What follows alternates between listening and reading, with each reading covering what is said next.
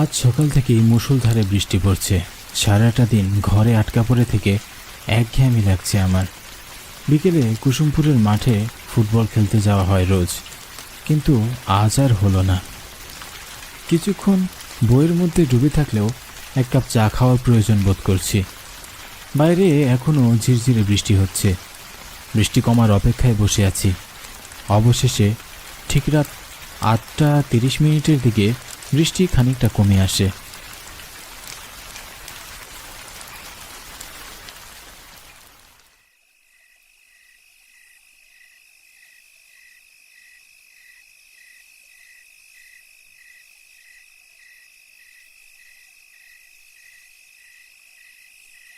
বাড়ি থেকে বের হয়ে গ্রামের রাস্তা ধরে হাঁটছি। আবহাওয়া ঠান্ডা থাকায় বেশ ভালো লাগছে। আকাশ কালো মেঘে ঢেকে ফেলায় মনে হচ্ছে অনেক রাত।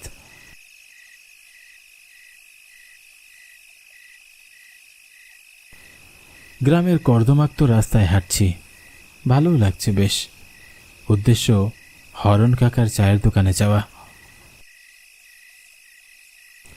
গ্রামের বটতলিতে হরণ কাকার চায়ের দোকান। তার হাতের চা একবার যে খেয়েছে সে বুঝেছে প্রকৃত চা খেতে কেমন স্বাদ। এই গ্রামে আর কোনো চায়ের দোকানের চা আমার ভালো লাগে না, শুধু আমার একার না। এই কুসুমপুরের গ্রামের সবার কাছে হরণ কাকার চায়ের অনেক সুনাম। তাই হরণ কাকার চায়ের দোকানে উপচে পড়া ভিড় সব সময়। বেটা চায়ের সাথে কোনো অমৃত মিশিয়ে দেয় নাকি কে জানে। গ্রামের অন্য সব চায়ের দোকানদারিরা এ নিয়ে হিংসাও করে। বেশ কয়েকবার গোলমিটিং করে হরণ কাকাকে বিভিন্ন ষড়যন্ত্র করে গ্রাম ছাড়া করতে চেয়েছিল, তবে সফল হয়নি। অদ্ভুত কারণে এই গ্রামে এখন চায়ের দোকান খুব কম। আগের চায়ের দোকানিরা এখন চা দোকান রেখে অন্য ব্যবসায় নেমে পড়েছে। অনেকজনকে তো গ্রামে দেখা যায় না। ব্যাপারটা কেমন যেন রহস্যজনক লাগে আমার কাছে। তবে হরণ কাকা লোকটা ভালো মানুষ, সুন্দর ব্যবহার, সবসময় হাসি মুখে থাকলেও সন্ধ্যা হলেই কেমন যেন গম্ভীর হয়ে যায়। তার দোকান খোলা থাকে মধ্যরাত পর্যন্ত। এত রাত অবধি দোকান খোলার রহস্য একবার জানতে চেয়েছিলাম। উত্তরে বলেন, এই গ্রামে কিছু চাকর আছে যাদের জন্য দোকান খোলা রাখতে হয় তাকে।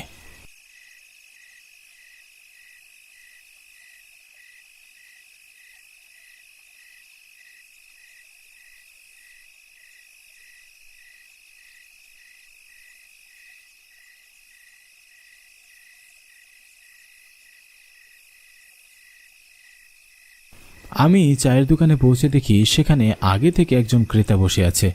তারা হরণ কাকার সাথে গল্প করছে। আমাকে দেখে তারা কথা থামিয়ে ড্যাব ড্যাব করে তাকিয়ে থাকে আমার দিকে। আমি বেঞ্চে বসে হরণ কাকার দিকে তাকিয়ে একটা মুচকি হাসি দিয়ে জিজ্ঞাসা করলাম, কেমন আছেন হরণ কাকা? আমি ভালো আছি কোনো রকম। কেন কোনো রকম থাকলে কি হবে নাকি? এই গ্রামে একটা মাত্র চায়ের দোকান, তুমি অসুস্থ হয়ে মরে গেলে আমরা কি না খেয়ে থাকবো নাকি? এই গ্রামের সব চাকররা কিন্তু মারা যাবে এই শোকে। আমার কথা শুনে হরণ কাকা মুচকি হাসে, আর তখনই আমার পাশে বসা লোকটি আমাকে উদ্দেশ্য করে বলল, এ নিয়ে চিন্তা করবেন না, হরণ কাকা তো অমরত্ব পেয়ে গেছে, এত সহজে মরবে না। দেখা যাবে হরণ কাকার আগেই তুমি মারা গেছো কি। লোকটার কথায় আমিও মুচকি হাসি। মৃত্যু যখন লেখা থাকবে তখন তো মরতেই হবে। হরণ কাকা, আমি তোমার দোকানে শুধু চা খেতে আসিনি। তাহলে কেন এসেছিস এত রাতে? আমি এসেছি আজ তোমার মুখে ভূতের গল্প শুনতে। আজ সারাদিন বৃষ্টি হয়েছে, বৃষ্টির থেকে বের হতে পারিনি। এখন তোমার মুখে ভূতের গল্প শুনে একঘেয়েমিটা দূর করা যাবে। শুনেছি তুমি নাকি অনেক ভালো ভূতের গল্প বলতে পারো। ঠিক আছে, তুমি যখন শুনতে চাইছো তখন আজ আমি আমার জীবনে ঘটে যাওয়া একটা সত্য ঘটনা শোনাবো। তার মানে তুমি কি সচক্ষে ভূত দেখেছো? হ্যাঁ দেখেছি। তাহলে আজ শোন। আজ থেকে 6 মাস আগে আমি শহরে গিয়েছিলাম। দোকানের জন্য সদাই কিনতে প্রায় আমাকে শহরে যেতে হয়। তো সেদিন শহর থেকে ফিরতে একটু দেরি হয়ে যায়। নদী পার হতে গিয়ে বাঁধলো এক বিপত্তি। ঘাটে কোনো নৌকা নেই।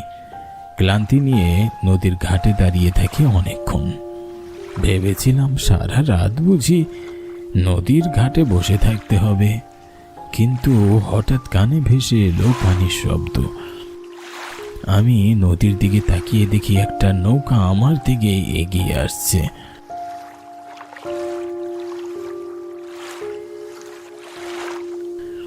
নৌকাটি দেখে আমি খুব খুশি হই। ভাবছিলাম যাক, অবশেষে বাড়ি ফেরা যাবে। আমি নৌকার মাঝিকে উদ্দেশ্য করে বললাম, ও মাঝি, তাড়াতাড়ি আহো, আমারে নিয়ে যাও।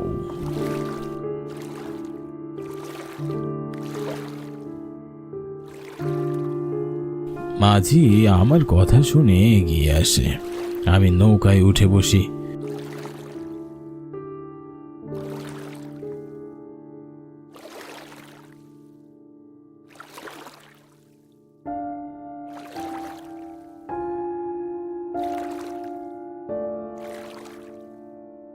নৌকা চলছে। মাঝির দিকে তাকিয়ে আমার কেমন যেন লাগলো। মাঝির সারা শরীর চাদরে ঢাকা। এত গরমের মাঝেও চাদর মুড়ি দিয়ে থাকার বিষয়টি কেমন অদ্ভুত লাগলো না? ভাবলাম হয়তো নদীতে বাতাস বেশি, তাই চাদর মুড়ি দিয়ে মুখ ঢেকেছে। আমি গল্পপ্রিয় মানুষ, কথা না বলে বেশিক্ষণ থাকতে পারি না। আমি নৌকার মাঝির সাথে কথা বলার চেষ্টা করে তার পরিচয় জানতে চাইলাম। ও মাঝি, তোমার বাড়ি কনে? কিন্তু মাঝি আমার কথার কোনো উত্তর দিল না। একদম চুপচাপ হয়ে নৌকা বাইছে। এসব গম্ভীর মানুষ আমার একদমই অপছন্দের। কথা বলতে গেলে আমাদের দুজনেরই সময় ভালো কেটে যেত, কিন্তু এই মাঝিকে দেখে মনে হচ্ছে তাকে কুমির কামড়ে দিলেও শব্দটাও করবে না। এদিকে আমিও কথা না বলে থাকতে পারছিলাম না। তুমি কি সারা রাত এইখানে নৌকা চালাও নাকি মাঝি? এবারও আমার কথার কোনো উত্তর পেলাম না। উত্তর যে দিবে না এটা আমার জানা ছিল। তুমি কি বোবা নাকি? আর এত গরমের মধ্যে এমন চাদর মুড়ি দিয়ে আছেন যে? আমার কথায় মাঝি আমার দিকে বড় বড় চোখ করে তাকালো। তার দু চোখ ছিল রক্ত লাল। তার চাহনি দেখে আমি কিছুটা ভয় পেয়ে যাই, সাথে নিজের উপরও রাগ হয়। কি দরকার ছিল মাঝিকে রাগিয়ে দেওয়ার? এত রাতে বাড়ি ফেরার জন্য নৌকাটা পেয়েছি, এটাই তো অনেক। এখন যদি ধাক্কা দিয়ে নৌকা থেকে মাঝ নদীতে আমায় ফেলে দেয় কেমন হবে? আমি মাঝির সাথে নরম সুরে কথা বলা শুরু করি। না, এমনিই বলছিলাম, কম কথা বলা তো ভালো। এবার মাঝি তার মুখ থেকে চাদরটি সরিয়ে ফেলল। মাঝির দিকে তাকিয়ে আমার প্রাণ বেরিয়ে যাওয়ার উপক্রম হলো। আমার হাত পা ঠান্ডা হয়ে কাঁপছিল। মাঝির সারা শরীরে রক্ত, চোখগুলো রক্তবর্ণ। আমি ভয়ে এক চিৎকার দিয়ে উঠি, ও মা গো, বাঁচাও!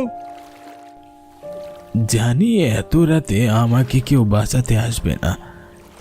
ঘাট থেকে নৌকা এখনো বেশ দূরে। আমি কি করব কিছুই বুঝে উঠতে পারছিলাম না। অনেক শখ আমার সাথে কথা কনের। আয়, কথা কো আমার নাকি? এখন মুখে কথা নাই কেন তোর? কথা কবই যায়, একটু পড়তো তোর তোমার বন্ধ কইরা দিমু। অশরীরী আত্মার মুখে এমন কথাগুলো শুনে আমার সারা শরীর শিউরে উঠল। জীবনে এত বেশি ভয়ের সম্মুখীন কখনো হইনি। কি করব বুঝতে পারছিলাম না। ঘাটে এখনো নৌকা ভিড়তে দেরি আছে। ততক্ষণে আমি প্রাণটা হারিয়ে ফেলবো বোধহয়। উপায়ন্তর না দেখে আমি নদীতে ঝাঁপ দিই। সেদিনের সেই দৃশ্য ভেসে উঠলে এখনো আমি ভয়ে শিউরে উঠি।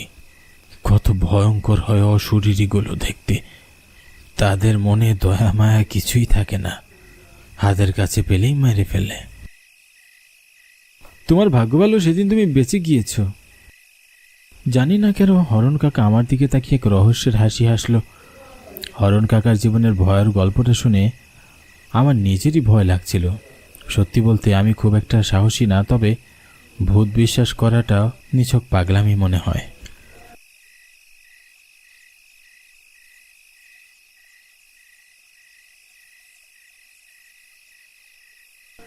আমি হরণ কাকার থেকে আরও একটা গল্প শুনবো ভাবলাম, কিন্তু অনেক রাত হয়ে গেছে। এত রাতে বাইরে না থাকাই ভালো। মেজাজটা এখন ফুরফুরে আছে। ভাবলাম বাড়ি গিয়ে একটা লম্বা ঘুম দেওয়া যাবে। আজ তাহলে আসি কাকা, তোমার চাটা খেয়ে মনটা জুড়িয়ে গেল। সাবধানে যাস, আর হ্যাঁ, লোকগুলো তোর পিছু নিতে পারে। হরণ কাকার কথায় আমি বেশ অবাক হলাম। এই লোকগুলো কেন আমার পিছু নিতে পারে? তারা কি ছিনতাইকারী নাকি? যদি এমন হয় তাহলে তো এখনই যাওয়া ঠিক হবে না। আমি হরণ কাকাকে জিজ্ঞাসা করলাম, ওই লোকগুলো কেন আমার পিছু নেবে কাকা? আমার আর কিছু বলার ক্ষমতা নেই, যত তাড়াতাড়ি সম্ভব চলে যা। হরণ কাকার কথা অনুযায়ী আমি দোকান থেকে বেরিয়ে হাঁটতে শুরু করলাম।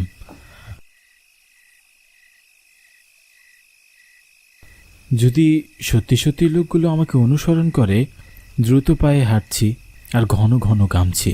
হরণ কাকার একটা কথায় আমি এত বেশি ভয় পাচ্ছি, এমন তো নাও হতে পারে, সুতরাং এত ভয় পাওয়ার দরকার নেই। আমি নিজের মনকে শান্ত করে ধীরে ধীরে হাঁটা শুরু করি। আর তখনই আমার মনে হলো পিছনে কেউ আছে। আমি চট করে পিছনে ফিরে তাকাই। পিছনে ফিরে আমি কাউকেই দেখতে পাই না। আমি আবারও হাঁটতে শুরু করি।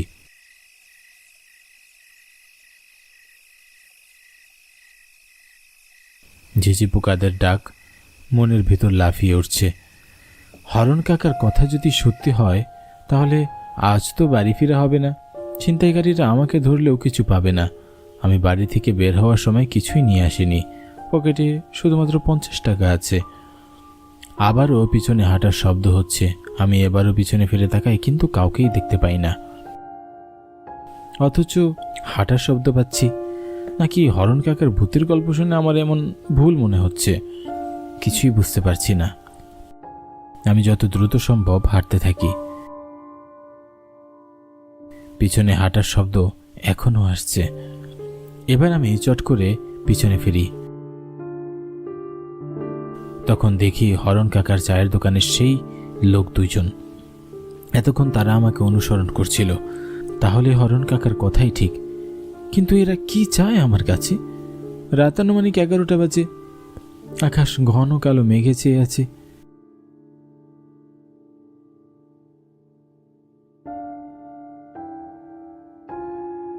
চারিদিক থেকে ঝিঝি পোকার ডাক ভেসে আসছে। লোক দুইটা আমার দিকে এগিয়ে আসছে। আমি জোরে জোরে হাঁটতে লাগলাম।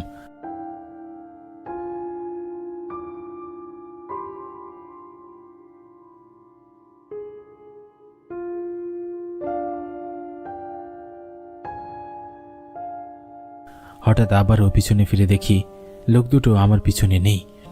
আশেপাশে তাকিয়ে দেখি পুরো রাস্তা একদম ফাঁকা, আমি ছাড়া আর কেউ নেই। এমন সময় আমার কাঁধে কারো হাতের স্পর্শ পেলাম। মনে হলো পুরো শরীরের লোম দাঁড়িয়ে গেল। কানের মধ্যে শো শো করে বাজতে লাগলো। এতটাই ভয় পেয়ে গিয়েছিলাম যে বোঝার মতো নয়। আমি ভয়ে পিছনে ফিরে দেখি আমার পিছনে ওই লোক দুজন আছে। আমি তাকাতেই লোক দুটো আমার দিকে তাকিয়ে বিশ্রীভাবে হাসতে লাগলো। কারো হাসি যে এতটা বিশ্রী আর ভয়ঙ্কর হতে পারে জানতাম না।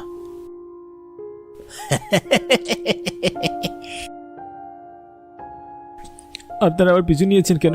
দেখুন, আমার কাছে কোনো টাকা পয়সা বা কিছুই নেই, দয়া করে আমাকে যেতে দিন। আমাদের তো টাকা পয়সা চাই না, তোকে চাই। তোকে খেয়ে আমাদের রক্তের খোদান বাবা। মানে কি বলছেন আপনারা? দেখতে না দেখতেই লোক দুটো ভয়ঙ্কর রূপ ধারণ করলো।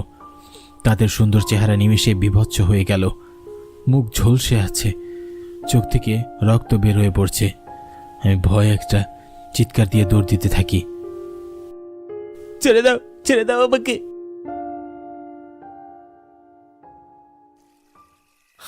আমি প্রাণপণে ছুটতে থাকি। বারবার ওই অশরীরী আমার মাথার কাছে আসছে। হরণ কাকার আগে আমার মৃত্যু হবে এটা নিচুকে একটা মজার বলেছিল। তাহলে কি সত্যি আজ রাতে আমি এই অশরীর হাতে মারা যাব? ভয় কলিজা শুকিয়ে আসছে। আমি দৌড়াতে দৌড়াতে হাঁপিয়ে উঠি, গলা শুকিয়ে কাঠ হয়ে গেছে। তখনই হরণ কাকা আমার সামনে দাঁড়িয়ে। আমি দৌড়ে তার কাছে যাই।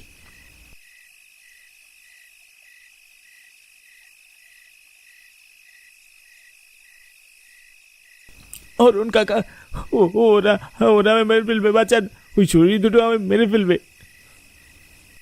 কে তোর হরণ কাকা? সেদিন সেই মাঝি আমারও মাইরা ফেলছিল। অশরীরীদের হাত থেকে বাইসা থাকুন যায় না, আজ তোরাও মরতে হইব রে। হরণ কাকা হেসে ওঠে, অস্বাভাবিক সেই হাসি। আমি ভয়ে পিছিয়ে আসি। এ যেন আমাদের পরিচিত হরণ কাকা নয়। কি বিভৎস লাগছে হরণ কাকাকে দেখতে। সুন্দর নিষ্পাপ চেহারাটা হঠাৎই ভয়ঙ্কর হয়ে উঠল। ঝলসানো মুখ আর পুরো শরীর রক্তে মাখানো।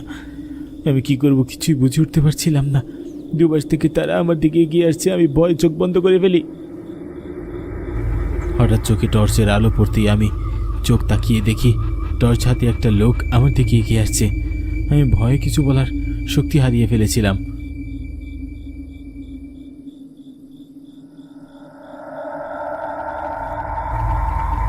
আরে পল্লব, তুই এত রাতে এখানে রাস্তায় মাটিতে বসে কি করছিস? আর তোকে এরকম দেখাচ্ছে কেন? ভালো করে দেখি আমার এক প্রতিবেশী দাদা।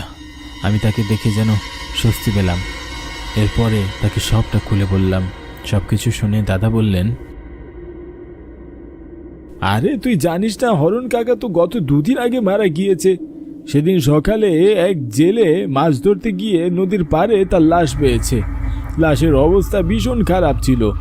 দেখে মনে হচ্ছিল কোনো জঙ্গলি জানোয়ার তার শরীরে মাংস ছিঁড়ে খেয়েছে। দাদার কথা শুনে আমার কাছে সব স্পষ্ট হয়ে গেল। এরপরে আমি দাদার প্রতি কৃতজ্ঞতা জানিয়ে চলে আসি।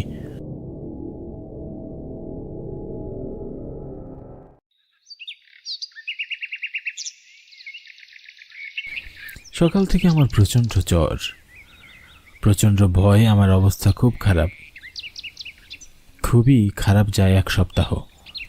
এই ঘটনার পর আমি আর কখনো হরণ কাকার দোকানের দিকে যাইনি।